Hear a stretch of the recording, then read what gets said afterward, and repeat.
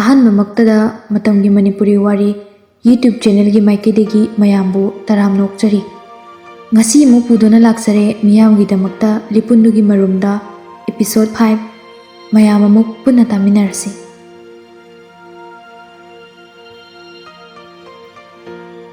ꯀꯨꯏꯅ ꯎꯅꯔꯨꯗꯕꯒꯤ ꯃꯃꯥꯟꯅꯕꯤ ꯑꯅꯤꯒꯤ ꯋꯥꯔꯤꯗꯨ ꯂꯣꯏꯕ ꯅꯥꯏꯔꯝꯗꯦ꯫ ꯑꯃꯨꯛ ꯀꯞ ꯑꯃꯨꯛ ꯅꯣꯛꯃꯤꯟꯅ ꯄꯨꯟꯁꯤꯒꯤ ꯍꯔꯥꯎ ꯅꯨꯡꯉꯥꯏ ꯋꯥꯔꯤ ꯀꯌꯥ ꯁꯥꯔꯤ꯫ ꯅꯤꯡꯊꯤ ꯄꯤꯌꯥꯂꯤꯒꯤ ꯇꯝꯄꯥꯛꯇ ꯇꯞꯅ ꯍꯤꯞꯊꯔꯒ ꯍꯥꯏꯔꯛꯏ, "ꯄꯤꯌꯥꯂꯤ, ꯑꯩꯈꯣꯏ ꯃꯤꯑꯣꯏꯕꯁꯦ ꯄꯦꯟꯊꯣꯛꯄ ꯁꯨꯡꯉꯝ ꯉꯝꯗ꯭ꯔꯤꯁꯦ ꯀꯔꯤꯒꯤꯅꯣ?" ꯄꯤꯌꯥꯂꯤ ꯅꯤꯡꯊꯤꯒꯤ ꯃꯁꯝꯗꯨ ꯇꯞꯅ ꯅꯥꯟꯊꯕꯤꯔꯒ, "ꯑꯩꯁꯨ ꯈꯪꯗꯦꯍꯦ, ꯑꯗꯨꯗꯤ ꯑꯩ ꯐꯥꯎꯕ ꯄꯦꯟꯕ ꯅꯥꯏꯗꯦ, ꯎꯔꯤꯈꯩ ꯄꯥꯝꯃꯤ." ꯅꯤꯡꯊꯤ ꯅꯣꯛꯂꯒ, "ꯑꯩꯁꯨꯅꯦ ꯑꯗꯨꯕꯨꯗꯤ, ꯈꯪꯗꯦ, ꯃꯤꯑꯣꯏꯕ ꯍꯥꯏꯕ ꯖꯤꯕꯁꯦ ꯃꯈꯜ ꯑꯃꯠꯇ ꯃꯥꯟꯅꯗꯦ꯫ ꯍꯟꯗꯛꯇꯤ ꯑꯩ ꯃꯤ ꯃꯈꯜ ꯐꯅꯌꯥꯝ ꯊꯦꯡꯅꯩ꯫ ꯃꯣꯏ ꯃꯌꯥꯝꯗꯨꯗ ꯀꯃꯟ ꯀ꯭ꯋꯥꯂꯤꯇꯤ ꯑꯃꯗꯤ ꯌꯥꯎꯋꯦ, ꯄꯦꯟꯕ ꯁꯨꯛꯅꯥꯏ ꯅꯥꯏꯗꯕ, ꯃꯤꯕꯨ ꯀꯩꯁꯨ ꯂꯩꯇꯅ ꯈꯟꯕ, ꯑꯩꯒꯤꯅ ꯃꯔꯨꯅꯦ ꯈꯟꯕ." "ꯄꯤꯌꯥꯂꯤ, ꯑꯩꯈꯣꯏꯒꯤ ꯊꯥꯏꯅꯒꯤ ꯄꯨꯟꯁꯤꯗꯣ ꯍꯧꯖꯤꯛ ꯌꯥꯝ ꯀꯜꯂꯛꯑꯦ꯫ ꯂꯥꯡꯕ, ꯉꯥꯎꯁꯤꯟꯅꯕ, ꯃꯤ ꯂꯛꯅꯕ, ꯃꯤ ꯈꯠꯅꯕ, ꯎꯁꯤꯠꯇꯕ, ꯅꯨꯡꯉꯥꯏꯕꯅꯤꯀꯣ ꯃꯇꯝꯗꯣ." ꯄꯤꯌꯥꯂꯤꯅ, "Nothing remains the same except the blue sky. But sometimes I wish." ꯅꯤꯡꯊꯤ ꯃꯈꯥ ꯇꯥꯕ ꯉꯝꯂꯝꯗꯦ, ꯆꯤꯟꯕꯥꯟꯗꯒꯤ ꯈꯣꯟꯖꯦꯜ ꯊꯣꯛꯂꯛꯂꯝꯗꯦ꯫ ꯄꯤꯌꯥꯂꯤ ꯅꯤꯡꯊꯤꯗ ꯌꯦꯡꯂꯒ, "ꯀꯩ ꯇꯧꯔꯦ? ꯂꯦꯞꯀꯗꯦ? ꯑꯃꯨꯛ ꯀꯞꯄꯤꯔꯥ? ꯍꯧꯖꯤꯛꯇ ꯀꯞꯄꯔꯣꯏ ꯍꯥꯏꯔꯝꯃꯒ." "ꯀꯩꯁꯨ ꯇꯧꯗꯦ, ꯁꯨꯝ ꯉꯁꯤꯗꯤ ꯀꯔꯤꯒꯤꯅꯣ ꯈꯪꯗꯦ, ꯃꯇꯝ ꯀꯨꯏꯅ ꯄꯣꯊꯥꯔꯛꯇ꯭ꯔꯕ ꯋꯥꯈꯜꯁꯦ ꯅꯪꯒꯤ ꯇꯝꯄꯥꯛꯁꯤꯗ ꯄꯣꯊꯥꯕꯒꯨꯝ ꯐꯥꯎꯋꯦ꯫ ꯋꯥꯔꯁꯨ ꯍꯥꯏꯔꯧꯀꯣ, ꯑꯗꯨꯝ ꯇꯨꯝꯃꯣ, ꯀꯩꯁꯨ ꯋꯥꯗꯦꯗ, ꯅꯠꯇ꯭ꯔꯒ ꯃꯣꯟ ꯄꯤꯔꯛꯎꯔꯥ?" "ꯌꯥꯔꯦꯗ, ꯑꯗꯣ ꯃꯈꯥꯗꯤ ꯀꯔꯤ ꯈꯜꯂꯤ?" "ꯀꯔꯤꯕꯨꯅꯣ ꯍꯥꯏꯁꯦ?" "MBAꯒꯤ ꯋꯥꯐꯝꯅꯦ, ꯂꯣꯏꯁꯤꯜꯂꯔꯣꯏ ꯍꯥꯏꯔꯣ?" "ꯑꯁ ꯕꯤꯠꯀ ꯂꯩꯇ꯭ꯔꯦꯗ, ꯂꯣꯏꯁꯤꯜꯂꯒ ꯀꯔꯤꯕꯨ ꯀꯥꯟꯅꯗꯣꯏꯅꯣ, ꯊꯕꯛ ꯇꯧꯒꯦꯁꯨ ꯌꯥꯔꯛꯑꯣꯏ."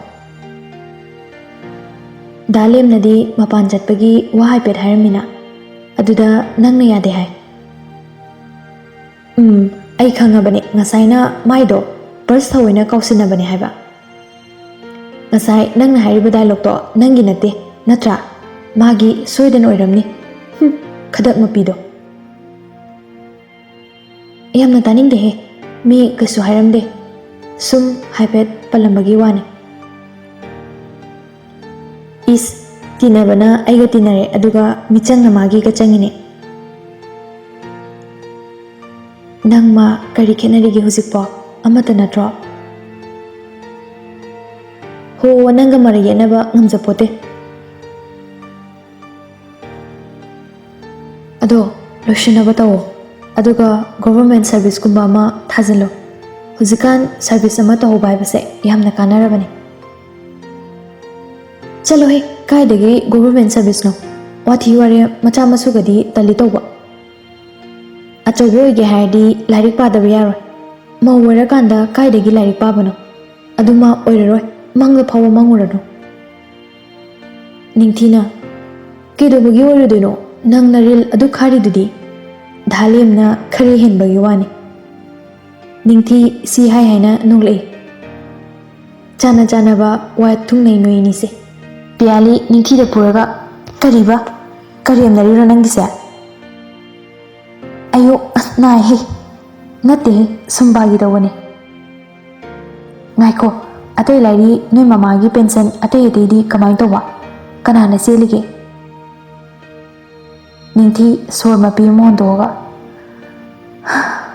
"ꯑꯩ ꯈꯪꯗꯦꯗ, ꯅꯣꯡꯃꯇꯁꯨ ꯍꯪꯉꯨꯗꯦ ꯁꯤꯒꯤ ꯃꯔꯝꯗ.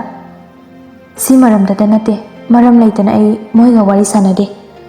ꯑꯩꯅ ꯑꯩꯒꯤ ꯊꯣꯛꯄ, ꯃꯣꯏꯅ ꯃꯣꯏꯒꯤ ꯊꯣꯛꯄ, ꯃꯣꯏꯅ ꯍꯪꯉꯛꯄ ꯋꯥꯍꯪꯒꯤ ꯄꯥꯎꯈꯨꯝꯗꯪꯅꯤ ꯑꯩꯅ ꯄꯤꯔꯤꯕ. ꯑꯇꯩꯗꯤ ꯑꯩ ꯏꯊꯧ ꯅꯠꯇꯦꯗ, ꯃꯣꯏꯅ ꯐꯅꯕ ꯃꯥꯏꯅ ꯇꯧꯖꯁꯅꯤ." Noi chatnabisisu makhal amani. Khangde, thainaga hainaruradi yamna hongi. Aidi tandana changdre. Moi wari se tose. Kanade, ado nang luhongbagi video leibra. Tharo yengidana. Photo album su puthoro yengi. As nangi dawsi suba. Video dudi ayumda lehore. Nahan chakobagi pubada. Photo budi khara lerangani. Ai puthoro kese. Asumna numitu mabani nong noktana wari kaya sai. Matam kuina puludraba friend ani gi warida nungthin tagiba khangaude. Chak sadri haiba phawba kawki. Pung baro khara helakpada bino mamabu kawri. Abe manemdu abe kawraga kada change. Kaya hage mama noibu chaka chaningdribo thengene pung dia yaure. Hoi ma charage wari nungarida chaka loina kawthu ure. Chathongna batawone namana bisu lamamani. Hoi Piali ningthiga loinana chak chaba makhada kumai. Chak ising thiba loina raga pialina aina thongine dadi hawina phanayam chaki hawamgadra khangde. Se chaba horase sahalabane nangdi ayingbusu chadabaduda. Ningthina machugadi yamna phajari hawnida hawtrasu adum chani. Haute haidi nangna amu chabirani. Chalo hai kaidobagi hawradino ahina thongbabu. Se hawro. Mabani chak chaba hawi. Piali ningthina chayda ubada hari. Ho chak to melaga layo haiba natiye. Naya yawdabagi typeta sasa sasalu yadro toksanaraga laydo. Ningthina hoi mi chageba. Tantana pialina chaimanbadagi numitu ningthi khara phajana chak chaki. Asumna loraga moyani punna kon phengmine. Pialina tappihe thabak tawbada se piro ai phenge. Yengubada ningthi gi makuta hubatpagi dak khara lermi. Tap paraga sina kamai tawriba yengi se. Ningthi lotna bonarami. Khudhamdo othuna lao sida ai yengi. As kisunate mi piale. Amuk haibada inasiko. Nampuda phamalaga dining table chair da phamaga yengami. Nahan phi khara surubagini detergent do chana dramale. Pialina washing machine lairido sogiro. Ango bangak to ibeduda langoidrana tawbani. Kaino nakhut join mapasisu pomisina. Ningthi pialina parakpada naharjuna nai. Pidi phanayam yamamgani ne. Nangise singli thupagumba male yumda haidrona. Hai kistaroi thabak tawmandabagini hai. Thabak sungdok tawdaba mida amukta thabak warida tawhalladi singli thup taba. Moibu makok yaudro. Mibu minaigumna khaliba karigino. Nang moigi maral kari sarige. Kanadi ningthi nang adayam thuna changkro. Sida layadi moigi minai oi layani. Adumaina haino atopa nate dana. Yare taningde atopa nate kaina lao asida phamuse ai hida hapige. Nakutse lalambungda khutsanba haiba amale haibane aduda yenguse ai da kauge hujima sum yengdana leraga pharui. Numitu pialina lem office tagi kauraga ningthi makut yenguraga mayum tana thinbirami. Halaga famungda phamaga ningthi na haramba wadu khalaga lei. Lem khudangari lakthok na hangai. Abe kari tawra phamdana layade. Piali ningthi wakhalda ungduna lei. Lem na hangbaga amata taramde. Lem table da gari do thamaga changsilaga. Abe tabro kari tawge nangbo. Piali phuk hogolaga lem da kolaga angang machagumna hikik launa kapami. Lem tingak yengal le. Da mi singse asuk yamna phatrise kaigino. Miyoibe akoise asiba macha ngakta natra. Karigino moina si khandadribase. Abe se yare kapanu kari tawrge aingonda singna hairo. Ningthina kari hairamino.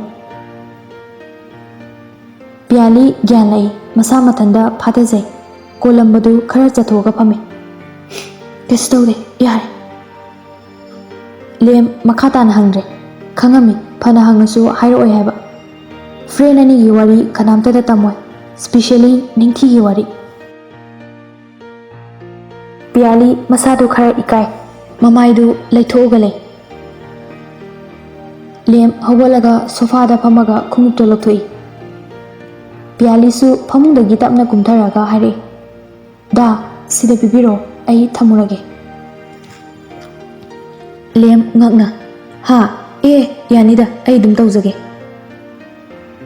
Kokpiro se yam ngangnarano. Asi hairaga khunguptu mullaga puki. Lem wakhalda khalawi. Karino mana tawrisina. Piali khunguptu thamuraga towel ama paraga lem manakta changaktuna pi. Da se towel sida lere. Bathroom changaga fresh obiruro. Ai chalalake. Lem ingangakna piali da yengaga towel du lawi. Piali su makhada kumthagi. Numitu lemna piali gi sajata ahongba yamna thengnaki. Hongdriba haibabu wahai wata khakta ngaire. Adusu maramakta bebar amumuksu yaure. Nungdang chakchaba loraga piali dressing table manakta phamaga isai tari. Machindasu murum ngangi. Nungshibadi supnatagi amakhakni. Lem phamungda phamaga nokmi magi matawda yengli. Piali isai nganglambadu chap lepaga lemda hangai. Da ngasai uti do hawbra. Hawtrasu nangna thongbanina hawena dum chare. Karem narira mo. Lem nonglag khumai. Nate lakna bani nusidana. Is ningthi se jadudi phajana hibajani ne. Phajana oleba mala ambase. Karibo sum leidana wari bo haiba. Adoda aigi MBA do MU da tawba yarodro. Sit legidro. Lem ngakna ha yanina leramni kaino nang tawningi ro. Tawge haidi ai hayengmak hengmugi mimsta chatlaga. Sum yumda boring chulai du sarukpudi lotion sirana khalaiba. Pialia nangse ngasi yamna nungsi. Hare yare ko khadrak mapi tato tawrano ai sawa phatri. Lem noklaga bine nungsi haraga ta halaba. Nungsibai natro pharaga lorise. Ai amu hawro orada. Ngai khoye nangsu. Da ado UPSC ki wafumdo kamai tawdino. As amu hawraba. Ai khangde ko adugi wado. Tumja hawrage giri amu taklani. Aidi yaroi ko thalaba. He khanri phawa ngakpiro haisini. Challenge ne mine helan bayade. Ai ta de ko tume. Tumo kumbakarna. Asumna numitudagi pialigi sajalikta ahongba kaya malai. Hapta ama hokre. Suti loyarduna ningthi makha tamthaba changki. Airport pialiga lemgasu thinba yauri. Numitu friend ani kolaga punna kapmine. Ningthi gi piryangna pialigi mafamda pakhong yamna chalami. Kana amatanadi khangde adubu piali di khangki. Punsi khungchat lepa leite matamsu khangaude haukiba. Nongman nini hapta tha sum hauki.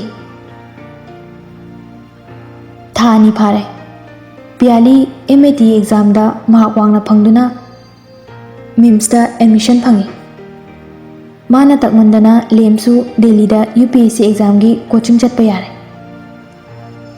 ꯍꯩꯅꯈꯤꯕ ꯁꯥꯖꯠꯇꯤ ꯍꯣꯡꯕꯗ ꯋꯥꯏ ꯄꯤꯌꯥꯂꯤꯒꯤ ꯁꯥꯖꯠꯇ ꯑꯍꯣꯡꯕ ꯀꯌꯥ ꯂꯥꯛꯑꯁꯨ ꯃꯥꯒꯤ ꯍꯩꯅꯕꯤꯗꯤ ꯑꯗꯨꯝ ꯇꯧꯔꯛꯏ ꯃꯔꯛ ꯃꯔꯛꯇ ꯅꯤꯡꯊꯤꯒꯁꯨ ꯃꯔꯛ ꯃꯔꯛꯇ ꯄꯥꯎ ꯑꯗꯨꯝ ꯐꯥꯎꯅꯩ ꯑꯁꯨꯝꯅ ꯊꯥ ꯑꯃ ꯂꯩꯔꯒ ꯂꯦꯝ ꯗꯦꯜꯂꯤ ꯆꯠꯅꯕ ꯁꯦꯝ ꯁꯥꯔꯤ ꯆꯠꯂꯝꯗꯥꯏꯒꯤ ꯅꯨꯃꯤꯗꯥꯡꯗ ꯄꯤꯌꯥꯂꯤ ꯄꯦꯀꯤꯡ ꯇꯧꯅ ꯂꯦꯝꯗ ꯍꯪꯉꯝꯃꯤ ꯗꯥ ꯄꯦꯀꯤꯡꯁꯦ ꯑꯃꯨꯛꯇ ꯆꯦꯛ ꯇꯧꯕꯤꯌꯣ ꯁꯨꯗꯤ ꯁꯨꯔꯕ ꯃꯥꯜꯂꯦ ꯑꯗꯨꯏꯁꯨ ꯗꯥꯅ ꯂꯥꯁ ꯑꯣꯏꯅ ꯍꯥꯏꯐꯦꯠ ꯌꯦꯡꯕꯤꯌꯣ ꯂꯦꯝ ꯅꯨꯡꯉꯥꯏꯇꯅ ꯍꯥꯏꯔꯦ ꯌꯥꯔꯝꯃꯅꯤꯗ ꯋꯥꯠꯂꯁꯨ ꯑꯃꯨꯛ ꯂꯧꯕ ꯂꯥꯛꯑ ꯂꯣꯏꯔꯦ ꯄꯤꯌꯥꯂꯤꯅ ꯑꯗꯨ ꯌꯥꯔꯣꯏꯀꯣ ꯋꯥꯊꯤ ꯋꯥꯔꯦꯝꯗ ꯃꯇꯝ ꯃꯥꯡꯍꯟꯕ ꯑꯩꯗꯤ ꯌꯨꯝꯗ ꯆꯪꯍꯟꯕ ꯀꯥꯏ ꯑꯕꯦ ꯗꯦꯜꯂꯤ ꯆꯠꯄꯁꯦ ꯇꯣꯛꯑꯁꯦꯕ ꯑꯩ ꯌꯥꯝꯅ ꯇꯜꯂꯦ ꯀꯥꯏꯅ ꯉꯁꯤ ꯏ ꯀꯥꯔꯛꯇꯅꯀꯣ ꯇꯞ ꯇꯥꯒꯩ ꯈꯟꯅꯔꯒ ꯆꯠꯆꯁꯅꯤ ꯑꯩꯁꯦ ꯅꯪꯅ ꯁꯨꯡꯅꯨꯡ ꯅꯨꯡꯁꯤꯗꯦ ꯍꯥꯏꯕꯁꯦ ꯑꯩ ꯈꯪꯉꯤ ꯏꯁ ꯀꯔꯤ ꯗ꯭ꯔꯃꯥꯅꯣ ꯑꯃꯨꯛ ꯇꯧꯔꯛꯏꯁꯤꯅ ꯆꯨꯝꯗ꯭ꯔꯣ ꯅꯨꯡꯁꯤꯔꯒꯕꯨ ꯅꯅꯥꯛꯇꯒꯤ ꯇꯥꯟꯒꯗ꯭ꯔꯣ ꯄꯦꯟꯊꯣꯛꯄꯁꯨ ꯍꯩꯇꯦ ꯃꯤ ꯑꯩ ꯏꯟꯖꯤꯅꯤꯌꯔ ꯑꯣꯏꯔꯒ ꯂꯩꯔꯁꯤꯗ ꯑꯃꯨꯛ UPSC ꯊꯥꯎꯅ ꯅꯅꯥꯛꯇꯒꯤ ꯇꯥꯟꯊꯣꯛꯏ ꯅꯠꯇ꯭ꯔꯣ ꯍꯣ ꯏꯀꯥꯏꯌꯦ ꯏꯃꯥꯟꯅꯕꯤ ꯃꯃꯥꯡꯗ ꯑꯩꯈꯣꯏꯁꯨ ꯌꯥꯝꯅ ꯆꯥꯎꯖꯅꯤꯡꯕꯗꯣ IASꯀꯤ ꯅꯨꯄꯤꯅꯦ ꯀꯥꯏꯅ ꯁꯦꯀ꯭ꯌꯨꯔꯤꯇꯤꯒ ꯌꯥꯎꯔꯒ ꯆꯠꯅꯤꯡꯕꯗꯣ ꯐꯔꯝꯃꯅꯤ ꯁꯤ ꯍꯥꯏꯔꯗꯤ ꯉꯥꯡꯍꯧꯔꯣ ꯅꯊꯟꯗ ꯑꯩ ꯆꯠꯂꯦ ꯗꯥꯒ ꯃꯔꯩ ꯌꯦꯠꯅꯕ ꯇꯜꯂꯦ ꯄꯤꯌꯥꯂꯤ ꯁꯥꯎꯔꯤ ꯀꯥꯗꯒꯤ ꯊꯣꯛꯈꯤ ꯂꯦꯝ ꯃꯊꯟꯗ ꯁꯣꯜꯍꯧꯏ ꯑꯩ ꯆꯠꯈ꯭ꯔꯅꯤ ꯍꯥꯏꯕꯒꯤ ꯅꯨꯡꯉꯥꯏꯇꯕ ꯑꯃꯠꯇ ꯍꯦꯛꯇ ꯐꯥꯎꯗ ꯖꯥꯠꯂ ꯃꯁꯥꯗ ꯑꯩꯅꯗꯤ ꯁꯣꯝꯗ ꯃꯥꯒ ꯀꯥꯏꯅꯔꯅꯤꯅ ꯄꯨꯛꯅꯤꯡ ꯅꯨꯡꯁꯤꯔꯤ ꯄꯤꯌꯥꯂꯤ ꯀꯥꯗꯒꯤ ꯊꯣꯛꯂꯛꯑꯒ ꯇꯦꯔꯦꯁ ꯃꯊꯛꯇ ꯀꯥꯈꯠꯂꯒ ꯄꯦꯟꯅ ꯀꯞꯄꯝꯃꯤ ꯂꯦꯝ ꯃꯃꯥꯡꯗꯗꯤ ꯅꯨꯡꯉꯥꯏꯇꯕ ꯑꯃꯠꯇ ꯎꯠꯂꯝꯗꯦ ꯑꯇꯤꯌꯥꯗ ꯊꯣꯛꯂꯤꯕ ꯊꯥꯖꯕꯨ ꯌꯦꯡꯂꯒ ꯍꯦ ꯊꯥꯖ ꯑꯩꯒꯤ ꯗꯥꯅ ꯑꯩꯕꯨ ꯃꯤꯀꯨꯞ ꯈꯨꯗꯤꯡ ꯅꯤꯡꯁꯤꯡꯍꯟꯕꯤꯌꯨꯀꯣ ꯁꯤ ꯍꯥꯏꯅ ꯃꯊꯟꯗ ꯄꯦꯟꯅ ꯀꯞꯆꯩ ꯂꯦꯝ ꯗꯦꯜꯂꯤ ꯆꯠꯈ꯭ꯔꯕ ꯃꯇꯨꯡ ꯅꯨꯃꯤꯠ ꯈꯔ ꯂꯩꯔꯒ ꯄꯤꯌꯥꯂꯤꯁꯨ ꯀ꯭ꯂꯥꯁ ꯌꯥꯎꯕ MUꯗ ꯆꯠꯂꯝꯃꯤ ꯂꯝꯅꯒ ꯂꯥꯞꯄꯅꯤꯅ ꯑꯍꯥꯟꯕꯗ ꯃꯊꯟꯗ ꯊꯥꯗꯣꯛꯑꯝꯗꯦ ꯃꯅꯦꯝꯅ ꯊꯤꯟꯗꯣꯛ ꯊꯤꯟꯖꯤꯟ ꯇꯧꯔꯝꯃꯤ ꯃꯔꯛ ꯃꯔꯛꯇ ꯃꯅꯦꯝꯅ ꯁꯪꯗ꯭ꯔꯁꯨ ꯃꯀꯨꯒꯤ ꯗ꯭ꯔꯥꯏꯚꯔꯅ ꯊꯤꯟꯕꯤꯔꯝꯃꯤ ꯑꯗꯨꯕꯨ ꯑꯣꯐꯤꯁꯀꯤ ꯊꯕꯛ ꯆꯤꯟꯖꯜꯂꯛꯄꯗꯒꯤ ꯃꯣꯏꯁꯨ ꯊꯤꯟꯗꯣꯛ ꯊꯤꯟꯖꯤꯟ ꯐꯔꯛ ताबदु उबदा पियालीना गाड़ी अचौबा थौबा है मथंदा चलगे कैसे तौरे हैबदगी चटकी हफ्ता आनी फारे क्लास होबा नुमितु प्रोफेसर तोंबा कॉन्फ्रेंस आवा दिल्ली दे चटकीबगी क्लास ऑफ लेरमी सात्र खरदी मथंगी ओजा गाइदुना क्लास ता लेहवी खरा मना मखादा कुमदरक्तुना वारी सानरी मयामदुगी मरक्ता सीनियर खरसु लेपगा लेरमी नुपामना हरी हंदकी फ्रेशर I-20 थोबीदुदी मसकती पोस्ट है हाइदुना कानदे रास वादु ताबदा हंगे निम्बोयगा कना हेनगाइसे गुना मखा तारदुना काइदगी निम्बोयगा आमिथीदा लेहरे कइनो नंग मसक उद्रिबो काइदा उदुनो सोमदा प्रोजेक्ट की कना चेंदोक चेंजिन तौनिङैदा क्लास फावबा फजना यावबा फंगदे नदाउदी हुजिक लाकनी येंगो सक्कदी ती थाकले हा वाही वतादी फजना हावते कौरुबगसे फजना खुंबिरकपा जानते रासना I-20 गा थौदना याम नैबे वानिने नंगिसिदे येंगबा तारेदना अइगा पाबा यागद्रायदा हाइनरी तंजादुदा मिम्स गेटतगी I-20 अमा थौजिलै मधु उबदा गुनना हरे ए भाई लाई हे येंगुतु मागी गाड़ी ने थौजलैसे रास थौजलगलिबा कारदुदा मिट थंगलगा येंगी हाई हील्स गॉक्स फॉर्मल ड्रेस पियाली याम पोस्टाना कारदगी कुमथरे मसकसु हानदगी फजबगा सेलिबा ड्रेस तुना अमुके हेना मगुन हाख्रे ꯄꯤꯌꯥꯂꯤ ꯀꯥꯔ ꯂꯣꯛ ꯇꯧꯔꯝꯂꯒ ꯍꯦꯟꯕꯦꯒ ꯑꯃ ꯌꯥꯜꯂꯒ ꯆꯪꯉꯛꯏ꯫ ꯃꯥ ꯎꯕꯗ ꯔꯥꯖꯅ ꯂꯝꯕꯤ ꯊꯠꯂꯒ ꯀꯥꯛꯅ ꯍꯥꯏꯔꯛꯏ, ꯍꯥꯏ, ꯁꯛꯄꯨꯗꯤ ꯈꯪꯉꯝꯈꯤꯔꯣꯏ ꯎꯅꯗ꯭ꯔꯕꯅꯤꯅ, ꯃꯤꯡ ꯐꯥꯎꯕꯗꯤ ꯇꯥꯔꯝꯃꯅꯤ ꯈꯜꯂꯦ꯫ ꯔꯥꯖ, ꯅꯪꯒꯤꯅ ꯀꯔꯤ? ꯄꯤꯌꯥꯂꯤ ꯈꯣꯡꯗꯒꯤ ꯇꯣꯟ ꯐꯥꯎꯕ ꯔꯥꯖꯇ ꯃꯨꯟꯅ ꯌꯦꯡꯉꯤ, ꯅꯣꯛꯃꯤ ꯎꯁꯤꯠꯇꯕꯒꯤ ꯃꯉꯣꯟꯗ ꯈꯨꯝꯃꯛꯏ, ꯅꯪꯅ ꯀꯗꯣꯝꯗꯒꯤ ꯑꯃꯨꯛ ꯍꯩꯖꯤꯜꯂꯛꯏꯅꯣ ꯊꯦꯡꯉꯀꯥꯟꯁꯤꯗ? ꯆꯠꯊꯣꯛꯁꯦ, ꯂꯝꯕꯤꯒ ꯑꯃꯨꯛ ꯊꯠꯇꯅ, ꯍꯥꯄꯨ ꯍꯦꯛ ꯆꯨꯒꯩ ꯇꯤꯜꯂꯥꯏꯈꯨꯝꯕꯤꯒ ꯆꯨꯅꯤ ꯊꯦꯡꯅꯕꯗ꯫ ꯔꯥꯖ ꯄꯤꯌꯥꯂꯤꯒꯤ ꯎꯁꯤꯠ ꯊꯑꯣꯏꯗꯕ ꯋꯥꯍꯩꯗꯨꯗ ꯁꯥꯎꯔꯛꯏ, hey you, mind your language, senior ꯑꯃꯗ ꯀꯔꯤ ꯔꯦꯁꯄꯦꯛ ꯎꯠꯀꯅꯤ ꯈꯪꯗ꯭ꯔ ꯅꯪ? ꯄꯤꯌꯥꯂꯤ ꯀꯔꯦꯝꯅꯅ, ꯍꯩꯃꯥ, ꯅꯪꯁꯨ ꯁꯤꯗ ꯇꯝꯕ ꯑꯣꯏꯔꯦ? ꯑꯩꯗꯤ ꯀꯝꯄꯦꯅꯤꯒꯤ ꯕꯨꯛ ꯌꯣꯟꯕ꯭ꯔꯅ ꯈꯜꯂꯨꯔꯤ꯫ ꯁꯥꯎ ꯌꯥꯗꯦ ꯕ꯭ꯔꯗꯔ, ꯅꯆꯦ ꯈꯔ ꯊꯦꯡꯉꯤ ꯉꯁꯤꯗꯤ, ꯍꯟꯖꯔꯝꯃꯒꯦ꯫ ꯀꯣꯟꯅ ꯃꯇꯥꯡ ꯆꯥꯕ ꯑꯃꯗ ꯔꯦꯁꯄꯦꯛꯇꯨ ꯎꯠꯆꯔꯛꯑꯒꯦꯀꯣ꯫ ꯃꯈꯥ ꯇꯥꯔꯝꯗꯅ ꯁꯥꯏꯠꯇ ꯊꯩꯗꯣꯛꯑꯒ ꯄ꯭ꯔꯞ ꯃꯊꯛꯇ ꯀꯥꯈꯠꯈꯤ꯫ ꯔꯥꯖ ꯇꯨꯡꯗ ꯌꯦꯡꯗꯅ ꯅꯣꯛꯂꯒ ꯁꯣꯜꯍꯧꯏ, ꯑꯦꯇꯤꯆ꯭ꯌꯨꯠꯀꯗꯤ ꯌꯥꯏꯅꯦ, ꯑꯩꯒ ꯄꯥꯕꯗ ꯆꯞ ꯆꯥꯏ꯫ ꯉꯁꯥꯏꯈꯩ ꯇꯨꯃꯤꯟꯅ ꯂꯩꯔꯝꯕ ꯒꯨꯅꯅ ꯍꯪꯉꯛꯏ, ꯚꯥꯏ, ꯀꯨꯏꯍꯧꯔꯕ? ꯑꯩꯅ ꯍꯥꯏꯗ꯭ꯔꯥ ꯐꯖꯅ ꯀꯥꯛꯄꯅꯦꯅ꯫ ꯃꯥꯅ ꯀꯥꯛꯇꯅ ꯀꯌꯥꯝ ꯀꯥꯛꯇꯣꯏꯕ? ꯃꯤꯡꯕꯨ ꯀꯔꯤ ꯀꯧꯒꯦ? ꯄꯣꯁ ꯇꯥꯏꯅꯦ ꯍꯥꯏꯒꯨꯝꯅ꯫ ꯄꯤꯌꯥꯂꯤ, ꯇꯨ ꯅꯣꯇꯤꯁ ꯕꯣꯔꯗꯇ ꯊꯦꯠꯂꯤꯁꯦ ꯍꯟꯗꯛ MITꯒꯤ ꯍꯥꯏ ꯁ꯭ꯀꯣꯔꯔ ꯑꯗꯨꯒ ꯑꯦꯟꯇ꯭ꯔꯥꯟꯁꯀꯤ ꯇꯣꯞꯄꯔꯅꯦ꯫ ꯁꯛꯇ ꯅꯠꯇꯦ ꯚꯥꯏ, ꯂꯥꯏꯔꯤꯛꯁꯨ ꯊꯤ ꯅꯩꯕꯅꯤ꯫ ꯀ꯭ꯂꯥꯁꯇ ꯄ꯭ꯔꯣꯐꯦꯁꯔꯒ ꯄꯥꯎꯈꯨꯝ ꯄꯤꯐꯝ ꯈꯪꯗꯦ ꯃꯥꯒꯤ ꯀꯣꯏꯁꯟ ꯃꯌꯥꯝꯗꯣ꯫ ꯚꯥꯏ, ꯍꯟꯗꯛꯇꯤ ꯌꯨꯅꯤꯚꯔꯁꯤꯇꯤ ꯂꯥꯛꯄꯁꯦ ꯈꯔ ꯇꯣꯏ ꯇꯥꯔꯦꯍꯦ, ꯕꯤꯠꯀ ꯈꯪꯂꯩ ꯂꯩꯈꯠꯂꯛꯏꯅꯦ꯫ ꯂꯩꯈꯠꯂꯛꯀꯅꯤ꯫ ꯄꯤꯌꯥꯂꯤ ꯀ꯭ꯂꯥꯁꯔꯨꯝꯗ ꯆꯪꯂꯛꯄꯗ ꯄ꯭ꯔꯣꯐꯦꯁꯔ ꯂꯥꯛꯑꯝꯗ꯭ꯔꯤ꯫ ꯃꯥꯒꯤ ꯁꯤꯠꯇ ꯍꯦꯛ ꯐꯝꯊꯕꯒ ꯃꯃꯥꯟꯅꯕꯤ ꯅꯤꯌꯥꯅ ꯍꯪꯉꯛꯏ, ꯅꯤꯌꯥ, ꯉꯁꯤꯗꯤ ꯌꯥꯝ ꯊꯦꯡꯉꯤꯅ, ꯀꯔꯤ ꯇꯧꯔꯦ? ꯈꯔ ꯊꯦꯡꯗꯣꯛꯈ꯭ꯔꯦ, ꯂꯝꯕꯤꯗ ꯒꯥꯔꯤ ꯆꯤꯜꯂꯝꯗꯅ꯫ ꯍꯣꯕꯦ ꯍꯣꯕꯦ ꯑꯃꯨꯛ ꯂꯥꯛꯄꯗ ꯃꯈꯥꯗ ꯌꯣꯡꯅꯥꯎ ꯑꯃꯒ ꯑꯃꯨꯛ ꯑꯣꯛꯅꯔꯦ, ꯑꯗꯨꯗ ꯃꯇꯝ ꯈꯔꯃꯨꯛ ꯃꯥꯡꯈ꯭ꯔꯦ꯫ ꯀꯅꯥꯅꯣ ꯌꯣꯡꯅꯥꯎ ꯍꯥꯏꯁꯤꯕꯣ?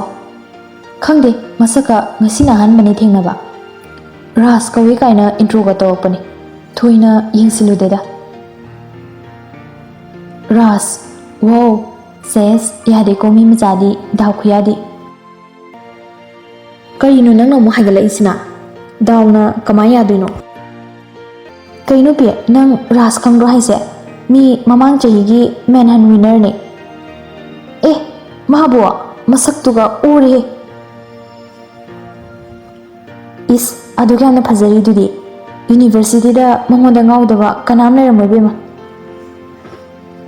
ꯏꯕꯦꯝꯃ, ꯑꯩꯗꯤ ꯌꯥꯎꯖꯗꯦꯀꯣ, ꯄꯛꯇꯕꯤ ꯁꯤꯡ ꯃꯔꯛꯇꯨꯗ ꯃꯥꯕꯨ ꯐꯖꯩ ꯀꯥꯏꯅ ꯍꯥꯄꯨ ꯏꯆꯨ ꯆꯨꯒꯩ, ꯑꯩꯅ ꯈꯜꯂꯤꯅꯦ ꯌꯥꯝ ꯄꯣꯡꯅ ꯋꯥ ꯉꯥꯡꯉꯛꯑꯦꯅ꯫ ꯅꯤꯌꯥ ꯃꯈꯥ ꯇꯥꯔꯛꯏ, ꯃꯤ ꯑꯦꯜꯕꯝ ꯐꯤꯂꯝꯒꯤ ꯑꯣꯐꯔꯒ ꯃꯌꯥꯝ ꯂꯥꯛꯄꯅꯤ꯫ ꯍꯔꯦ, ꯍꯣꯜꯗ ꯇꯨꯃꯤꯠ ꯐꯥꯎ ꯄꯥꯏꯔꯔꯣꯏ, ꯇꯤꯀꯦꯠ ꯄꯩꯁꯥ ꯑꯗꯨꯝ ꯄꯥꯝꯃꯨꯏ, ꯉꯥ ꯑꯣꯏꯅ ꯊꯣꯡꯉꯒ ꯆꯥꯊꯣꯛꯀꯦ ꯃꯥꯏ ꯐꯤꯂꯝ ꯌꯦꯡꯗꯣꯏ ꯁꯛꯄꯨꯗꯤ, ꯃꯤꯠ ꯅꯥꯅꯕ꯫ ꯅꯪꯁꯨ ꯁꯛꯇꯤ ꯐꯖꯅ ꯀꯥꯏꯍꯦ ꯏꯕꯦꯝꯃ꯫ ꯑꯩꯉꯣꯟꯗ ꯃꯤꯅ ꯎꯁꯤꯠꯇꯕ ꯌꯥꯗꯦ꯫ ꯐꯥꯔꯁ ꯏꯝꯄ꯭ꯔꯦꯁꯟ ꯏज ꯗ ꯂꯥꯁ ꯏꯝꯄ꯭ꯔꯦꯁꯟ, ꯃꯥꯏ ꯏꯟꯇ꯭ꯔꯣ ꯈꯨꯇꯧꯗꯣ ꯊꯤ ꯍꯥꯎꯇꯦ, ꯀ꯭ꯋꯥꯂꯤꯇꯤ ꯌꯥꯎꯖꯗꯦ, ꯑꯗꯨꯅ ꯑꯩꯁꯨ ꯎꯁꯤꯠꯇꯦ ꯀꯩꯁꯨ꯫ ꯈꯪꯗ꯭ꯔꯦ ꯅꯪ ꯋꯥꯔꯤꯁꯦ, ꯅꯪꯅ ꯑꯍꯥꯟꯕꯅꯦ ꯔꯥꯖ ꯐꯖꯗꯦꯅ ꯁꯤꯗꯔꯤꯁꯦ, ꯑꯩꯗꯤ ꯐꯖꯅ ꯉꯥꯎꯋꯦ ꯃꯥ ꯎꯕꯗ꯫ ꯃꯤ ꯋꯥꯈꯜ ꯃꯥꯟꯅꯅꯤ ꯑꯗꯨꯅꯤ꯫ ꯀꯥꯟꯗꯤꯁꯦ, ꯃꯥꯏ ꯇꯣꯄꯤꯛꯁꯦ ꯃꯤꯅ ꯇꯥꯔꯒ ꯌꯥꯝ ꯉꯥꯎꯖꯕꯒ ꯃꯥꯟꯈꯤꯅꯤ꯫ ꯑꯩ ꯑꯦꯀꯥꯎꯟꯇꯤꯡꯒꯤ ꯅꯣꯠꯁ ꯈꯔ ꯌꯦꯡꯈꯤꯒꯦ, ꯌꯨꯝꯗ ꯁꯪꯗꯗꯨꯅ ꯌꯦꯡꯉꯛꯇ꯭ꯔꯦ, ꯍꯣꯔꯦꯟ ꯃꯈꯥ ꯇꯥꯛꯄꯗ ꯑꯃꯠꯇ ꯒ꯭ꯌꯥꯟ ꯇꯥꯔꯣꯏ꯫ ꯍꯣꯏ, ꯂꯥꯏꯔꯤꯛ ꯍꯩꯕꯤ ꯅꯣꯏꯗꯤ ꯑꯗꯨꯝ ꯍꯣꯠꯅꯔꯣ꯫ ꯀꯥꯎꯕꯨ ꯀꯥꯎꯏꯅꯦ, ꯅꯪ ꯁꯔ ꯄ꯭ꯔꯤꯌꯣꯅ ꯍꯪꯉꯝꯕꯅꯦ ꯉꯥꯏꯍꯥꯛꯀꯤ ꯃꯃꯥꯡꯗ꯫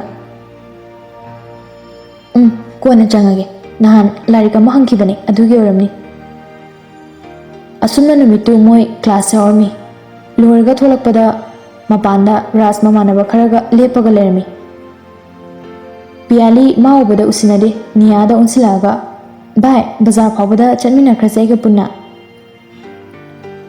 ꯄꯤ, ꯁꯥꯎꯔꯅꯨ ꯉꯁꯤꯗꯤ, ꯅꯊꯟꯗ ꯆꯠꯈ꯭ꯔꯣ, ꯑꯩ ꯑꯩꯈꯣꯏ ꯁꯥꯏ ꯂꯧ ꯂꯥꯛꯀꯅꯤꯌꯦ, ꯗꯦꯠ ꯂꯩ꯫ ꯑꯗꯨꯗꯤ ꯉꯥꯏꯍꯧꯔꯣꯅꯦꯀꯣ ꯑꯩ ꯍꯜꯂꯝꯃꯒꯦ꯫ ꯄ꯭ꯔꯞ ꯄ꯭ꯔꯞ ꯃꯥꯒꯤ ꯒꯥꯔꯤ ꯈꯥꯝꯂꯤꯕ ꯃꯐꯝꯗꯨꯗ ꯂꯥꯛꯄꯗ ꯔꯥꯖꯅ ꯀꯧꯔꯛꯏ, ꯃꯤꯁ I-20 ꯀ꯭ꯂꯥꯁ ꯂꯣꯏꯔꯕꯣ? ꯄꯤꯌꯥꯂꯤ ꯇꯥꯁꯤꯟꯅꯗꯦ꯫ ꯔꯥꯖꯁꯨ ꯇꯨꯃꯤꯟꯅ ꯂꯩꯇꯦ, ꯃꯈꯥ ꯇꯥꯔꯦ, ꯈꯨꯝꯗꯕꯤꯒ ꯇꯧꯏꯀꯣ, ꯌꯥꯝ ꯆꯥꯎꯊꯣꯛꯏꯅ, ꯏꯆꯝ ꯆꯝꯅ ꯍꯪꯕꯅꯦ꯫ ꯄꯤꯌꯥꯂꯤ ꯆꯪꯁꯤꯜꯂꯒ ꯃꯦꯅꯦꯖꯃꯦꯟꯠ ꯁꯥꯇ꯭ꯔ ꯑꯃꯒꯤ ꯃꯒꯨꯟ ꯉꯥꯛꯎ꯫ ꯐꯥꯜꯇꯨ ꯂꯝꯕꯤ ꯁꯣꯔꯣꯛꯇ ꯀꯣꯏꯆꯠ ꯆꯠꯂꯒ ꯒꯨꯟꯗꯥꯗꯧꯅ ꯋꯥ ꯉꯥꯡꯉꯤ ꯀꯔꯤꯒꯤꯅꯣ? ꯔꯥꯖ ꯅꯣꯛꯂꯒ ꯒꯨꯅꯗ ꯍꯥꯏ, ꯍꯩꯃꯥ ꯁꯤꯗꯤ ꯌꯥꯝ ꯁꯥꯎꯒꯜꯂꯤꯅꯦ ꯚꯥꯏ꯫ ꯒꯨꯅꯅ, ꯚꯥꯏ ꯑꯩꯗꯤ ꯀꯤꯀꯣ, ꯅꯪ ꯑꯗꯨꯝ ꯉꯥꯡꯅꯖꯔꯣ꯫ ꯄꯤꯌꯥꯂꯤꯅ, ꯃꯌꯥꯝ ꯍꯟꯖꯥꯡ ꯑꯣꯏꯅꯕ ꯀꯅꯥ ꯀꯅꯥꯅꯣ ꯊꯤꯔꯒ ꯈꯥꯏꯕꯤꯍꯧꯔꯣ꯫ ꯅꯆꯜꯗꯤ ꯃꯇꯝꯒꯤ ꯚꯦꯂꯨ ꯐꯖꯅ ꯈꯪꯖꯩ, ꯃꯥꯡꯍꯟꯅꯤꯡꯗꯦ, ꯋꯥꯊꯤ ꯋꯥꯔꯦꯝꯗ ꯑꯗꯨꯅ ꯍꯟꯖꯔꯝꯃꯒꯦꯅꯦ꯫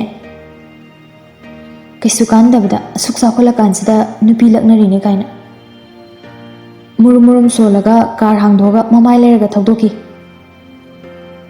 ꯁꯤꯡꯖꯃꯩ ꯁꯨꯄꯔꯃꯥꯔꯀꯦꯠ ꯌꯧꯔꯛꯄꯗ ꯒꯥꯔꯤꯗꯒꯤ ꯃꯃꯥꯟꯅꯕꯤ ꯔꯣꯖꯤ ꯁꯣꯔꯣꯛ ꯅꯥꯀꯟꯗ ꯂꯦꯞꯄꯒ ꯂꯩꯕ ꯎꯔꯦ꯫ ꯄꯤꯌꯥꯂꯤꯅ, ꯔꯣꯖꯤ, ꯔꯣꯖꯤ ꯅꯠꯇ꯭ꯔꯅꯦ? ꯃꯥꯅꯤꯗ, ꯃꯥꯗꯤ ꯁꯤꯗ ꯀꯔꯤ ꯇꯧꯔꯤꯕ, ꯑꯣꯇꯣ ꯉꯥꯏꯔꯤ ꯖꯥꯠꯂꯥ? ꯄꯤꯌꯥꯂꯤ ꯒꯥꯔꯤꯗꯨ ꯁꯥꯏꯠ ꯑꯃꯗ ꯈꯥꯝꯃꯒ ꯒ꯭ꯂꯥꯁ ꯍꯥꯏꯗꯔꯒ ꯀꯧꯔꯝꯃꯤ, ꯔꯣꯖꯤ, ꯔꯣꯖꯤ꯫ ꯔꯣꯖꯤ ꯀꯧꯔꯤꯕ ꯃꯥꯏꯀꯩꯗ ꯌꯦꯡꯊꯣꯔꯛꯏ꯫ ꯄꯤꯌꯥꯂꯤ ꯑꯣꯏꯔꯝꯕꯗꯨꯗ ꯁꯣꯔꯣꯛꯇꯨ ꯂꯥꯟꯊꯣꯛꯑꯒ ꯄꯤꯌꯥꯂꯤ ꯃꯅꯥꯛꯇ ꯆꯪꯉꯛꯏ꯫ ꯏꯉꯛ-ꯉꯛꯅ ꯍꯥꯏꯔꯤꯅꯤ, ꯄꯤꯌꯥꯂꯤ ꯅꯪꯗꯤ ꯀꯗꯥꯏ ꯆꯠꯂꯤꯕ? ꯌꯨꯅꯤꯚꯔꯁꯤꯇꯤ ꯆꯠꯂꯨꯕꯅꯦ, ꯅꯪꯗꯤ ꯀꯅꯥ ꯉꯥꯏꯔꯝꯃꯤꯅꯣ? ꯃꯤ ꯑꯃ ꯎꯅꯒꯗꯕ, ꯁꯤꯗ ꯉꯥꯏꯔꯝꯃꯣꯅ ꯉꯥꯏꯔꯝꯃꯤꯅꯤ꯫ ꯄꯤꯌꯥꯂꯤ ꯂꯛꯅꯔꯒ ꯍꯪꯉꯛꯏ, ꯅꯣꯏ ꯁꯥꯏꯔꯣ ꯍꯥꯏꯁꯦ? ꯔꯣꯖꯤꯁꯨ ꯅꯣꯛꯂꯒ ꯈꯨꯝꯃꯝꯃꯤ, ꯍꯣꯏ ꯍꯥꯏ ꯇꯥꯏꯔꯦ, ꯀꯩꯗꯧꯔꯕꯅꯣ ꯈꯪꯗꯦ ꯍꯧꯖꯤꯛ ꯐꯥꯎꯕ ꯂꯥꯛꯇ꯭ꯔꯤ, ꯀꯨꯏꯔꯦ ꯉꯥꯏꯔꯛꯏꯁꯦ꯫ ꯅꯨꯡꯁꯥ ꯃꯔꯛꯁꯤꯗ ꯀꯝꯄ꯭ꯂꯦꯛꯁꯟꯒ ꯃꯥꯡꯅꯕ, ꯇꯣꯛꯑꯣ ꯉꯥꯏꯔꯨꯔꯅꯨ, ꯑꯁꯨꯛ ꯀꯨꯏꯅ ꯉꯥꯏꯔ ꯐꯥꯎꯕ ꯂꯥꯛꯇ꯭ꯔꯒ ꯀꯩꯁꯨ ꯂꯥꯛꯑꯔꯣꯏ꯫ ꯍꯣꯔꯦꯟ ꯂꯥꯟ ꯇꯧ, ꯉꯁꯤꯒꯤꯗꯤ ꯑꯩꯒ ꯆꯠꯈ꯭ꯔꯁꯤ ꯂꯥꯛꯑꯣ, ꯗ꯭ꯔꯣꯞ ꯇꯧꯕꯤꯔꯝꯃꯒꯦ ꯌꯨꯝ ꯐꯥꯎꯕ꯫ ꯔꯣꯖꯤ ꯉꯥꯏꯍꯥꯛ ꯈꯟꯖꯥꯟꯅꯩ, ꯁꯤꯅ ꯐꯔꯗ꯭ꯔꯥ, ꯊꯦꯡꯁꯨ ꯊꯦꯡꯉꯦ꯫ ꯂꯥꯛꯑꯣ, ꯊꯦꯡꯅꯕꯅꯤ, ꯉꯥꯏꯔꯨꯔꯅꯨ, ꯃꯥ ꯃꯉꯥꯏꯔꯦ ꯆꯤꯜꯂꯤꯕ, ꯅꯨꯄꯥꯗ ꯌꯥꯝꯅ ꯅꯣꯟꯖꯕ ꯍꯧꯅꯗꯦ, ꯃꯊꯛ ꯀꯥꯔꯛꯅꯕꯅꯤ, ꯀꯥꯈꯠꯂꯛꯑꯣꯁꯦ꯫ ꯄꯤꯌꯥꯂꯤꯅ ꯁꯥꯏꯠꯀꯤ ꯊꯣꯡꯗꯣ ꯍꯥꯡꯗꯣꯛꯏ꯫ ꯔꯣꯖꯤꯁꯨ ꯃꯅꯤꯡ ꯑꯣꯟꯊꯣꯛꯑꯒ ꯑꯃꯨꯛ ꯌꯦꯡꯉꯤ, ꯒꯥꯔꯤ ꯊꯣꯡꯗꯨ ꯑꯃꯨꯛ ꯄꯥꯏ ꯇꯧ ꯂꯩ꯫ ꯂꯥꯛꯑꯣ, ꯀꯥꯈꯠꯂꯛꯑꯣ, ꯀꯣꯛ, ꯋꯥꯊꯤ ꯋꯥꯔꯦꯝ, ꯅꯨꯄꯥꯕꯨ ꯑꯗꯨꯛ ꯌꯥꯝꯅ ꯇꯣꯟꯅ ꯀꯣꯏꯒꯗꯕ ꯅꯠꯇꯦ, ꯅꯁꯛ ꯍꯥꯏꯔ ꯐꯖꯗꯕꯁꯨ ꯅꯠꯇꯦ, ꯅꯨꯡꯁꯤꯔꯗꯤ ꯀꯣꯏꯇꯥꯟ ꯇꯥꯟꯅꯖꯔꯛꯁꯅꯤ ꯃꯁꯥꯅ, ꯑꯩꯗꯧꯅ꯫ ꯁꯤ ꯍꯥꯏ ꯍꯥꯏꯗꯅ ꯅꯣꯛꯏ꯫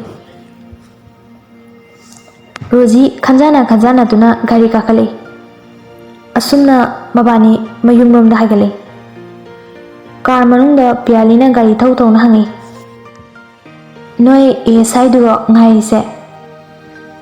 ꯔꯣꯖꯤꯅ, ꯅꯠꯇꯦ, ꯑꯅꯧꯕꯅꯦ, ꯍꯟꯗꯛ ꯈꯪꯅꯕꯅꯦ꯫ ꯁꯦꯁ, ꯌꯥꯗꯦꯀꯣ ꯃꯤ ꯃꯆꯥꯗꯤ, ꯃꯁꯛ ꯐꯖꯕꯅꯤꯅ ꯅꯨꯄꯥꯒ ꯁꯤꯟ ꯁꯤꯟꯗꯅ ꯀꯣꯏꯀꯣ, ꯇꯧꯒꯗꯕꯅꯦ, ꯋꯥꯈꯜ ꯆꯥꯟꯅꯗ꯭ꯔꯗꯤ ꯊꯣꯛ ꯊꯣꯛ ꯀꯥꯎꯊꯣꯛꯀꯣ꯫ ꯔꯣꯖꯤ ꯅꯣꯛꯂꯒ ꯈꯨꯝꯃꯩ, ꯅꯪ ꯋꯥꯇꯥꯁꯤꯗꯤ ꯑꯩ ꯏꯀꯥꯏꯔꯛꯑꯦꯗ꯫ ꯏꯀꯥꯏꯅꯨ, ꯃꯌꯥꯝꯅ ꯇꯧꯅꯗꯕ ꯅꯠꯇꯦ꯫ ꯑꯗꯣ ꯑꯅꯧꯕꯗꯨꯕꯨ ꯀꯅꯥꯅꯣ, ꯃꯁꯛ ꯈꯪꯖꯒꯦꯗꯅ? ꯂꯨꯍꯣꯡꯕ ꯅꯨꯃꯤꯠꯇ ꯎꯗꯣꯏꯕꯨꯗꯤ ꯂꯩꯔꯦ, ꯑꯦꯗꯚꯥꯟꯁ ꯑꯣꯏꯅ ꯎꯅꯤꯡꯕꯒꯤ ꯋꯥꯅꯦ, ꯅꯪꯒꯤ ꯍꯧꯅꯕꯤ ꯑꯗꯨꯁꯨ ꯑꯃꯨꯛ ꯂꯣꯠꯇꯣꯏꯔꯥ? ꯏꯕꯦꯝꯃ, ꯀꯨꯏꯗ꯭ꯔꯤ, ꯊꯥ ꯐꯥꯎꯕ ꯐꯥꯗ꯭ꯔꯤ ꯀꯣꯏꯕꯒ, ꯀꯗꯥꯏꯗꯒꯤ ꯃꯁꯛ ꯈꯪꯅꯍꯟꯕꯅꯣ? ꯑꯩ ꯐꯥꯎꯕ ꯋꯥꯔꯤ ꯐꯖꯅ ꯁꯥꯟꯅꯗ꯭ꯔꯤ, ꯃꯤ ꯊꯕꯛ ꯌꯥꯝꯅ ꯆꯤꯟꯈ꯭ꯔꯖꯥꯠꯅꯤ꯫ ꯄꯤꯌꯥꯂꯤꯅ, ꯅꯪꯒꯤ ꯍꯧꯅꯕꯤ ꯀꯣꯏꯅꯕ ꯅꯨꯄꯥꯒꯤ ꯃꯤꯆꯪꯗ ꯂꯦꯞꯄꯗꯣ ꯑꯃꯨꯛ ꯍꯧꯔꯛꯑꯕ? ꯌꯥꯝ ꯇꯥꯅꯤꯡꯗꯦꯀꯣ, ꯅꯁꯥꯗ ꯃꯃꯜ ꯂꯩꯍꯜꯂꯣ, ꯅꯪꯅ ꯁꯨꯃꯥꯏꯅ ꯀꯟꯈꯠ ꯂꯩꯔꯗꯤ ꯌꯥꯔꯔꯣꯏ꯫ ꯁꯨꯝ ꯍꯥꯏꯕꯩ ꯋꯥꯅꯤ, ꯅꯪꯁꯨꯕ ꯁꯦꯔꯤꯌꯁ ꯍꯦꯛꯇ ꯑꯣꯏꯁꯜꯂꯛꯑꯦ꯫ ꯑꯗꯣ ꯅꯣꯏ ASIꯗꯨꯅ ꯀꯃꯥꯏꯅ ꯇꯧꯔꯤꯅꯣ, ꯑꯗꯨ ꯀꯨꯏꯅ ꯀꯣꯏꯅꯔꯒ ꯇꯣꯛꯅꯔꯝꯃꯤꯁꯦ? ꯑꯗꯨ ꯅꯨꯄꯥꯗꯣ ꯈꯣꯟꯗꯥ ꯏꯔꯨ ꯂꯨꯗꯦ, ꯃꯃꯤꯠꯅ ꯃꯔꯣꯟ ꯑꯃ ꯌꯥꯝꯃꯤꯕ, ꯅꯨꯄꯤ ꯎ ꯌꯥꯗꯦ, ꯑꯗꯨꯗ ꯑꯩꯁꯨ ꯇꯜꯂꯕ, ꯍꯌꯦꯡ ꯂꯩꯔꯨꯕꯗ ꯅꯨꯡꯉꯥꯏꯒꯗꯕ ꯃꯥꯟꯗ꯭ꯔꯕ꯫ ꯄꯤꯌꯥꯂꯤꯅ, ꯏꯁ, ꯄꯤꯛꯏꯗꯨꯒ ꯊꯤꯔꯤꯗꯨꯒ, ꯇꯥꯟ ꯌꯥꯝ ꯆꯥꯔꯤ ꯏꯕꯦꯝꯃ ꯇꯣꯛꯍꯧꯔꯤꯗꯣ, ꯑꯗꯨ ꯅꯨꯄꯥꯗꯣ ꯃꯤꯠꯌꯦꯡ ꯑꯃ ꯏꯇꯧ ꯇꯧꯏ, ꯅꯪ ꯅꯨꯡꯉꯥꯏꯈꯤꯔꯣꯏ ꯍꯥꯏꯗ ꯋꯥꯅꯤ ꯑꯩꯗꯤ ꯅꯍꯥꯟꯅ ꯇꯣꯛꯍꯟꯅꯤꯡꯉꯕꯅꯤ, ꯁꯛꯅ ꯃꯔꯣꯟ ꯑꯃ ꯇꯥꯈꯠꯂꯤꯕ꯫ ꯔꯣꯖꯤꯅ, ꯁꯤꯁꯨ ꯂꯥꯟꯕ ꯌꯥꯝ ꯋꯥꯅ ꯇꯣꯛꯅꯈ꯭ꯔꯖꯥꯠꯅꯤ ꯏꯕꯦꯝꯃ, ꯊꯕꯛ ꯇꯧꯔꯦ ꯀꯥꯏꯅ ꯄꯣꯡꯉꯤꯕ ꯄꯨꯔꯥ ꯕꯦꯠ ꯁ꯭ꯇꯥꯏꯜꯅꯤ ꯌꯨ ꯊꯛꯆꯤꯜꯂꯒ ꯌꯨꯝꯗꯒ ꯂꯥꯛꯇꯅ ꯎꯅꯕ ꯊꯣꯛꯇ꯭ꯔꯤꯅꯦ ꯑꯩꯅ ꯐꯨꯗꯠꯂ ꯇꯧꯔꯤꯅꯤ ꯄꯨꯂꯤꯁ ꯑꯣꯏꯔꯦ ꯀꯅꯥꯝ ꯀꯩꯁꯨ ꯍꯥꯏꯔꯔꯣꯏ ꯀꯥꯏꯗꯨꯅꯤꯅꯦ ꯃꯥꯅ ꯇꯧꯔꯤꯗꯣ ꯈꯪꯗꯦ ꯄꯤꯌꯥꯂꯤ ꯅꯪꯗꯤ ꯗꯥꯎ ꯌꯥꯝꯅ ꯌꯥꯏ ꯑꯩꯗꯤ ꯅꯨꯄꯥ ꯃꯐꯝ ꯌꯥꯝꯅ ꯐꯠꯇꯦ ꯀꯔꯤ ꯅꯨꯡꯒꯤ ꯀꯣꯏꯅꯔꯨꯔꯤꯅꯣ ꯍꯥꯏꯗꯣ ꯇꯧꯔꯦ ꯃꯊꯥ ꯌꯥꯝꯅ ꯁꯥꯏ ꯍꯟꯗꯛꯁꯦ ꯃꯥꯏ ꯋꯥꯁꯦ ꯇꯣꯛꯑꯁꯦ ꯑꯗꯣ ꯑꯅꯧꯕꯁꯤꯗꯤ ꯀꯔꯤ ꯇꯧꯔꯤꯒꯦ ꯕꯦꯡꯛꯇ ꯇꯧꯏ ꯑꯦꯀꯥꯎꯟ ꯍꯥꯡꯕ ꯆꯠꯄꯗ ꯈꯪꯅꯕꯅꯤ ꯌꯥꯏꯅꯦ ꯅꯪꯒꯤ ꯋꯥꯔꯤꯁꯤꯁꯨ ꯑꯦꯀꯥꯎꯟ ꯍꯥꯡꯕꯗ ꯅꯨꯡꯁꯤ ꯑꯦꯀꯥꯎꯟꯁꯨ ꯍꯥꯡꯖꯜꯂꯝꯕ ꯋꯥꯅꯤꯅꯦ ꯔꯣꯖꯤ ꯄꯤꯌꯥꯂꯤꯒꯤ ꯋꯥꯗꯨꯗ ꯄꯦꯟꯅ ꯅꯣꯛꯆꯩ ꯑꯁꯨꯝꯅ ꯃꯕꯥꯅꯤ ꯋꯥꯔꯤ ꯁꯥꯗꯨꯅ ꯌꯨꯝꯂꯣꯝꯗ ꯊꯧꯔꯛꯏ ꯔꯣꯖꯤ ꯃꯌꯨꯝꯗ ꯗ꯭ꯔꯣꯞ ꯇꯧꯔꯝꯃꯒ ꯄꯤꯌꯥꯂꯤ ꯃꯄꯥꯝꯗ ꯆꯪꯉꯨꯏ ꯃꯥ ꯎꯕꯗ ꯃꯄꯥꯅ ꯍꯪꯉꯤ ꯅꯨꯃꯤꯠ ꯇꯥꯔꯀꯥꯟꯁꯤꯗ ꯅꯪꯅ ꯑꯃꯨꯛ ꯀꯗꯣꯝꯗꯒꯤꯅꯣ ꯇꯧꯔꯛꯏꯁꯤꯅ ꯄꯤꯌꯥꯂꯤꯅ ꯄꯥ ꯂꯝꯕꯤꯗ ꯔꯣꯖꯤ ꯊꯦꯡꯅꯗꯅ ꯃꯥ ꯊꯤꯜꯂꯛꯄꯅꯤ ꯑꯗꯨꯗ ꯁꯨꯝ ꯂꯝꯕꯤ ꯊꯣꯛꯑꯦꯅ ꯆꯪꯉꯛꯄꯅꯤ ꯑꯩꯈꯣꯏ ꯃꯃꯥꯗꯤ ꯁꯣꯔꯥꯠ ꯑꯃ ꯆꯠꯈꯤ ꯍꯜꯂꯛꯑꯅꯤ ꯑꯅꯤ ꯉꯥꯏꯍꯥꯛꯇ ꯉꯥꯏꯔꯣ ꯄꯥ ꯑꯩ ꯉꯥꯏꯔꯔꯣꯏꯒꯦ ꯌꯨꯝ ꯍꯟꯕ ꯊꯦꯡꯉꯅꯤ ꯀꯣꯟꯅ ꯐꯖꯅ ꯂꯥꯛꯑꯒꯦ ꯉꯁꯤꯒꯤꯗꯤ ꯍꯟꯈ꯭ꯔꯒꯦ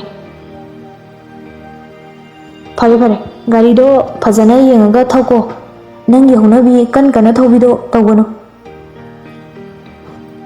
ꯍꯣꯏ ꯄꯥ ꯄꯤꯌꯥꯂꯤ ꯉꯥꯏꯍꯥꯛ ꯂꯩꯔꯝꯃꯒ ꯃꯌꯨꯝ ꯑꯃꯨꯛ ꯍꯟꯈꯤ ꯅꯨꯡꯗꯥꯡꯗꯣ ꯐꯣꯟꯗ ꯄꯤꯌꯥꯂꯤ ꯂꯦꯝꯒ ꯋꯥꯔꯤ ꯁꯥꯟꯅꯔꯝꯃꯤ ꯑꯕꯦ ꯄꯤꯌꯥꯂꯤꯅ ꯀꯩ ꯍꯥꯏꯒꯦ ꯄꯥꯝꯃꯨꯕ ꯂꯦꯝꯁꯨ ꯅꯣꯛꯂꯒ ꯏꯁ ꯈꯨꯈꯨꯝꯒꯗꯤ ꯌꯥꯕ꯭ꯔꯥ ꯊꯃꯣꯏ ꯃꯍꯤ ꯆꯦꯜꯂꯝꯒꯅꯤꯅꯦ ꯆꯦꯟꯗꯗꯤ ꯌꯨꯝꯗ ꯂꯩꯔꯤꯉꯩꯗꯗꯤ ꯅꯣꯡꯇ ꯑꯗꯨꯃꯥꯏꯅ ꯈꯨꯝꯕꯤꯔꯛꯇꯦ ꯑꯗꯣ ꯑꯕꯦ ꯑꯩ ꯌꯨꯝꯗ ꯊꯣꯛꯂꯛꯑꯒꯦꯕ ꯅꯪ ꯌꯥꯝꯅ ꯃꯤꯁ ꯇꯧꯋꯦ ꯄꯤꯌꯥꯂꯤ ꯋꯥꯗꯣ ꯇꯥꯕꯗ ꯁꯥꯎꯔꯦ ꯗꯥ ꯌꯥꯝ ꯇꯥꯅꯤꯡꯗꯦꯀꯣ ꯑꯩ ꯐꯣꯟ ꯊꯝꯃꯣꯔꯥ ꯍꯦꯛ ꯍꯥꯏꯔꯒ ꯌꯨꯝ ꯊꯣꯛꯂꯛꯑꯒꯦ ꯑꯉꯥꯡ ꯃꯆꯥꯗꯧꯅ ꯌꯥꯝ ꯍꯨꯝꯁꯤꯛꯂꯣ ꯑꯁ ꯅꯪꯅꯗꯤ ꯍꯥꯏꯔꯤꯕ ꯑꯩꯅ ꯁꯣꯝꯗ ꯂꯩꯕ ꯉꯝꯗ꯭ꯔꯤ ꯑꯗ ꯅꯪꯅ ꯇꯧꯔꯝꯒꯗꯕꯗꯣ ꯈꯜꯂꯨꯕꯗ ꯑꯩꯅ ꯀꯔꯤ ꯇꯧꯗꯣꯏꯕ ꯁꯨꯝ ꯋꯥꯔꯤꯒꯤ ꯋꯥꯅꯤꯗ ꯑꯩꯁꯦ ꯌꯥꯝꯅ ꯊꯥꯖꯗꯕꯒꯤ ꯃꯑꯣꯡꯅꯤꯅꯦ ꯍꯦꯔꯥ ꯅꯪꯁꯨ ꯑꯗꯨꯗꯤ ꯑꯩ ꯍꯥꯏꯈꯤꯗꯦꯗ ꯗꯥꯏꯔꯦꯛ ꯍꯥꯏꯗ꯭ꯔꯁꯨ ꯗꯥꯅ ꯅꯥꯆꯦꯛꯇ ꯌꯩꯔꯤꯗꯨꯗꯤ ꯌꯥꯔꯦꯁꯦ ꯁꯤꯒꯤ ꯋꯥꯔꯤꯁꯦ ꯇꯣꯛꯑꯁꯦ ꯑꯃꯨꯛ ꯈꯟꯅꯔꯅꯤ ꯑꯗꯣ ꯉꯁꯤꯅ ꯌꯨꯅꯤꯚꯔꯁꯤꯇꯤꯗ ꯀꯔꯤ ꯀꯔꯤ ꯇꯧꯔꯦ ꯇꯝꯃꯣꯗꯅ ꯍꯧꯔꯛꯑꯦ ꯑꯃꯨꯛ ꯅꯨꯡꯇꯤꯒꯤ ꯍꯦꯛ ꯍꯪꯉꯤ ꯇꯟꯕꯨ ꯇꯟꯗꯦ ꯀꯩ ꯇꯧꯗꯣꯔꯤꯒꯦ ꯅꯨꯡꯇꯤꯒꯤ ꯆꯞ ꯃꯥꯟꯅꯩ ꯀ꯭ꯂꯥꯁ ꯌꯥꯎꯔꯦ ꯌꯨꯝꯗ ꯍꯜꯂꯛꯑꯦ ꯁꯤꯗ ꯂꯣꯏꯔꯦ ꯍꯣꯏ ꯑꯗꯨꯕꯨꯗꯤ ꯈꯪꯉꯤꯅꯦ ꯑꯗꯣ ꯑꯇꯣꯞꯄ ꯑꯇꯩ ꯂꯩꯗꯅ ꯁꯨꯝ ꯅꯃꯥꯟꯅꯕꯤꯁꯤꯡꯒ ꯌꯨꯅꯤꯚꯔꯁꯤꯇꯤ ꯍꯥꯏꯁꯤꯗꯤ ꯃꯌꯥꯝ ꯂꯣꯏꯅ ꯄꯨꯜꯂꯝꯒꯅꯤꯗꯅ ꯄꯤꯌꯥꯂꯤ ꯂꯦꯝꯒꯤ ꯋꯥꯗꯨꯗ ꯁꯛꯇꯥ ꯅꯨꯡꯁꯤꯗꯗꯨꯅ ꯂꯛꯅꯒꯦ ꯈꯟꯅ ꯍꯩꯃꯥ ꯗꯥ ꯋꯥꯔꯤ ꯑꯃ ꯇꯝꯕꯤꯌꯨꯔꯥ ꯗꯥ ꯇꯥꯔꯗꯤ ꯅꯣꯛꯄꯗ ꯁꯤꯅꯤ ꯀꯔꯤ ꯍꯥꯏꯔꯛꯑꯣꯅꯦ ꯍꯣ ꯉꯁꯥꯏꯁꯦ ꯍꯣꯕꯦ ꯍꯣꯕꯦ ꯀ꯭ꯂꯥꯁ ꯂꯥꯛꯄꯗ ꯑꯩꯈꯣꯏ ꯁꯦꯅꯤꯌꯔ ꯅꯨꯄꯥ ꯑꯃ ꯊꯦꯡꯅꯩꯌꯦ ꯋꯥ ꯃꯁꯛꯀꯗꯤ ꯊꯤ ꯅꯥꯞꯄꯦ ꯍꯥꯏꯗꯅ ꯀꯥꯟꯅꯗꯦ ꯑꯩ ꯎꯕꯗ ꯄꯨꯔꯥ ꯀꯦꯜꯂꯤ ꯂꯦꯝ ꯋꯥꯗꯣ ꯇꯥꯕꯗ ꯈꯣꯏꯗꯧ ꯁꯥꯎꯒꯠꯇꯨꯅ ꯍꯥꯏꯔꯛꯏ ꯑꯗꯨ ꯀꯩꯗꯧꯔꯕ ꯄꯤꯌꯥꯂꯤ ꯃꯌꯥ ꯍꯤꯒꯠꯂꯒ ꯀꯩꯁꯨ ꯇꯧꯗꯦꯗ ꯆꯝꯅ ꯑꯩꯒꯤ ꯃꯤꯡ ꯍꯪꯉꯛꯄ ꯑꯗꯨꯗ ꯋꯥꯔꯤꯗꯨ ꯍꯥꯏꯕ ꯂꯣꯏꯁꯤꯜꯂꯝꯗꯦ ꯂꯦꯝꯅ ꯃꯤꯡ ꯍꯥꯏꯔꯝꯃꯤ ꯑꯣꯏꯔꯝꯅꯤꯅꯦ ꯑꯩ ꯂꯩꯔꯝꯃꯕꯗꯤ ꯈꯪꯒꯗꯕꯅꯤ ꯃꯃꯥꯏ ꯀꯥꯏꯅꯤ ꯈꯪꯗ꯭ꯔꯤ ꯃꯧꯗꯒ ꯃꯃꯤꯡ ꯍꯪꯉꯗꯅ ꯅꯪꯁꯨ ꯌꯥꯝꯅ ꯀꯤꯔꯣꯏ ꯌꯨꯅꯤꯚꯔꯁꯤꯇꯤ ꯆꯠꯄꯗ ꯂꯥꯏꯔꯤꯛ ꯇꯝꯕ ꯆꯠꯂꯣ ꯍꯥꯏꯔꯒ ꯈꯣꯏꯗꯧꯒ ꯁꯥꯎꯒꯠꯂꯦ ꯈꯪꯅꯤ ꯍꯌꯦꯡꯃꯛ ꯇꯤꯀꯦꯠ ꯀꯛꯑꯒ ꯊꯣꯛꯂꯛꯀꯦ ꯌꯨꯝꯗ ꯄꯤꯌꯥꯂꯤ ꯂꯦꯝꯅ ꯁꯥꯎꯔꯛꯄꯗꯨꯗ ꯆꯝꯊꯣꯛꯑꯦ ꯀꯩꯅꯣꯍꯦ ꯗꯥ ꯃꯤꯅ ꯐꯥꯒꯤ ꯁꯨꯝ ꯇꯧꯔꯒ ꯅꯪꯒꯤ ꯋꯥꯔꯤꯁꯦ ꯐꯥꯒꯤ ꯃꯥꯟꯗꯦ ꯈꯪꯅꯤ ꯅꯪ ꯂꯩꯔꯝꯃꯨ ꯁꯤ ꯍꯥꯏꯔꯝꯃꯒ ꯐꯣꯟ ꯐꯠ ꯀꯛꯊꯠꯈꯤ ꯄꯤꯌꯥꯂꯤ ꯍꯩꯃꯥ ꯗꯥ ꯗꯗꯥ ꯑꯁ ꯁꯥꯎꯈ꯭ꯔ ꯃꯥꯜꯂꯦꯅꯦ ꯑꯩꯗꯤꯕꯀꯣ ꯄꯤꯌꯥꯂꯤ ꯁꯣꯅꯣ ꯀꯔꯤꯒꯤ ꯑꯃꯨꯛ ꯍꯥꯏꯔꯨꯔꯤꯅꯣ ꯑꯁ ꯐꯥꯒꯤ ꯃꯇꯥꯡ ꯆꯥꯗꯦ ꯑꯃꯨꯛ ꯊꯣꯛꯂꯛꯇꯅꯀꯣ ꯃꯤꯍꯨꯟ ꯃꯇꯥꯗꯨꯒ ꯄꯦꯟꯖꯩꯍꯦ꯫